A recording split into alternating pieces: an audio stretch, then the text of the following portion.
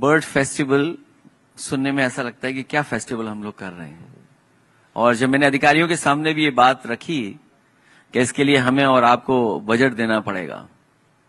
और बजट से ही ये कार्यक्रम हो पाएगा, तो वो ये समझते थे कि बजट थोड़ा ही देना पड़ेगा। लेकिन जब एस्टीमेट बनाया गया और जब उस कार्यक्रम की तैयारी हुई तो उस बजट की बहुत जरूरत थी। और मुझे याद है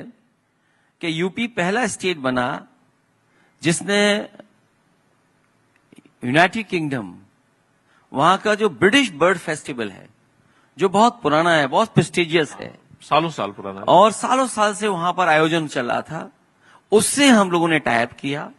और पहली बार उत्तर प्रदेश में ब्रिटिश बर्ड फेस्टिवल के जो आयोजक थे उनके साथ टिम एबल्टन, अगर मैं याद कर रहा हूं, तो वो खुद आए और उन्होंने 3 बार उत्तर प्रदेश में बर्ड फेस्टिवल किया। तो बर्ड फेस्टिवल के माध्यम से न केवल अपने देश के बल्कि दुनिया के जो एक्सपर्ट्स थे उस कार्यक्रम में शामिल हुए थे। और एक समय पर तो ऐसा भी था कि ब्रिटेन में अगर किसी ने स्पॉन्सर किया था बर्ड फेस्टिवल तो समाजवादी सरकार में उत्तर प्रदेश गवर्नमेंट ने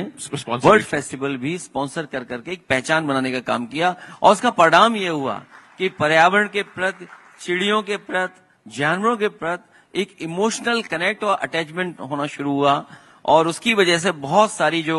हमारी गौरैया बर्ड्स थी,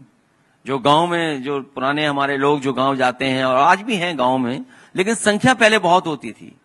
इधर संख्या कम हो गई थी। कई लोगों ने उसमें काम शुरू किया। आज मैं देखता हूं कि कुछ लोग उससे वाकई जुड़े हुए लोग हैं